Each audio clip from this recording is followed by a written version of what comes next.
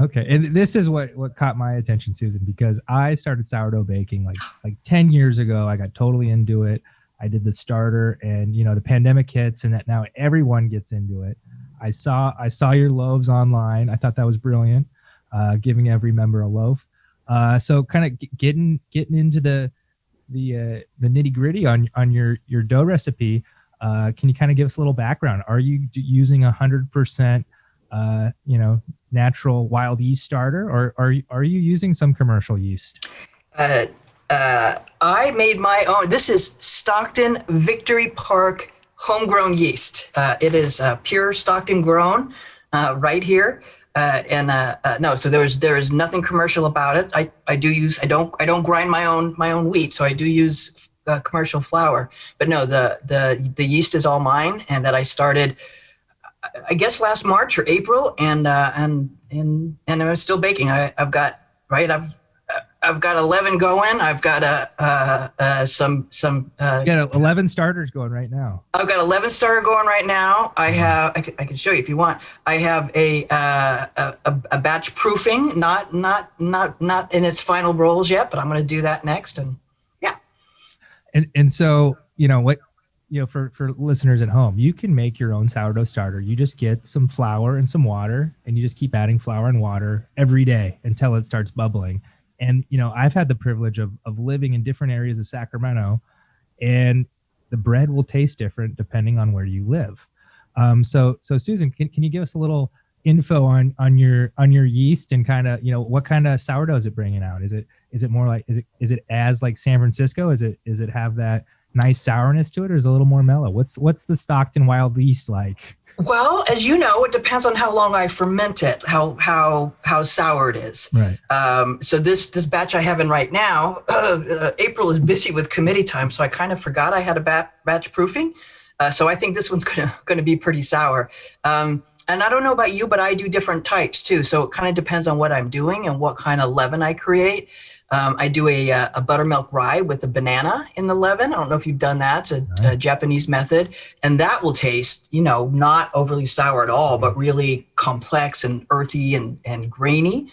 Versus if I do just a standard Stockton sourdough, then it's nice and sour. So I guess it's kind of whatever, right? Whatever you put into it, and probably like you, whatever your intention is, right? Whoever I'm making it for, I kind of think about that person, and so I'll do like a honey in the rye, right? I know the Roostaller, so I use the Roostaller ale with some of the Eggman family honey and do a nice rye. And so there's all kinds of different ways to do it. But I would say I would stand up my Stockton sourdough to San Francisco any day. Well, we'll have to taste or it. Sacramento. So where's the best place in Sacramento for your best loaf? It was interesting because I thought, I've lived in different areas, and up in the foothills, it's not as sour, but it's still sour. But then I moved down by the river here, and I thought you'd really pick up some interesting yeast that would give it a more sour flavor. And it was the most flavorless. Really? So actually, interesting enough, I used to live in the Elk Grove area, and that's kind of where I noticed you would get the best yeast production down in Elk Grove. Yeah. I think it's closer to the Delta, right? Yeah. And then my wife is from Texas. So one time we went and visited her family, and we were there for a week. So I just made a starter. And it was the most flavorless. It rose beautifully, it bubbled beautifully, but had absolutely no flavor. So it was very interesting, kind of where you are and how different your bread will taste. So yeah. So you don't take your culture when you go? Like when I go up to the mountains or something, I'll take some of my culture and then make my own bread up there. But I've never tried to start it someplace else. Yeah, no, I've traveled locally with it, but never. We were flying, so yeah. I didn't know if TSA. How many ounces could I get? It's fascinating, though, isn't it? It's super fascinating. It kind of it makes it obvious. Everyone talks about like why bagels and pizza are different in New York or in Napoli, Italy, and it's just kind of the yeast and how it is there, and it's impossible to replicate other places in the world. So yeah, gives you a real appreciation for the just the local culture, if you will. Exactly. So in your baking method, kind of what oven are you using? How hot are you baking these loaves at? Yeah, I just have and that's a good question, because I don't know about you, but my family gets tired of me sometimes baking all the time. But I just have an old 1950s Wedgwood that I use.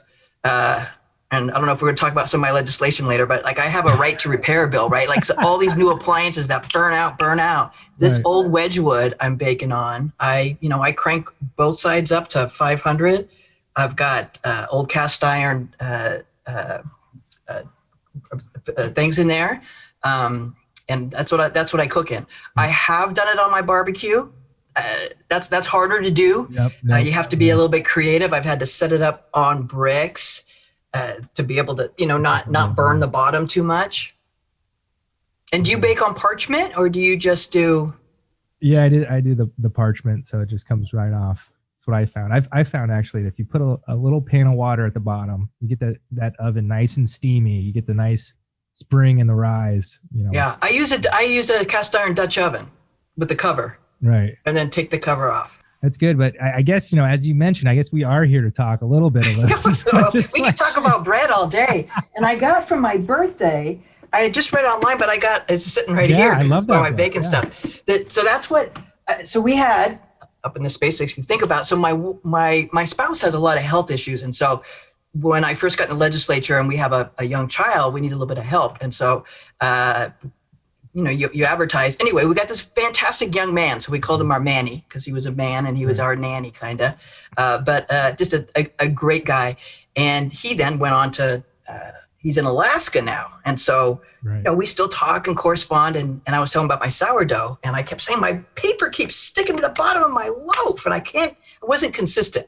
And I was just looking online and doing stuff. So he's the one who said, I use the Tartine method. So I looked it up and then just got it on Hoopla in the library. And I have found that to be kind of my go-to. And then I do a lot with Sarah Owens as well. I don't know if you've done any of her stuff. Really the one I really like was Peter Reinhardt. Uh-huh. He's got a good home baking one that I've followed. Yeah. But so the Manny lived up here and that he turned me on to the Tartine, but we're trying to evaluate maybe baking upstairs here to, again, the more you bake, the more the family would like you to do it somewhere else. Has there been any weight gain associated? I went into work today. I looked down. I'm like, oh, hell, I got sourdough on the front of my pants. Because, you got to run up in the morning to make sure you feed your culture so it's ready to go. Days and days to get ready. So yeah. Great hobby to pick up. And I'm sure your other members are thrilled. And members, neighbors, family. Who doesn't like a fresh loaf of steaming hot bread? If they don't, I don't want to. They've told me everything they need to tell me about themselves if they don't want it. Make sure you click the button below and subscribe and hit that notification bell so you can keep up with all our news and updates. Are called dreamers.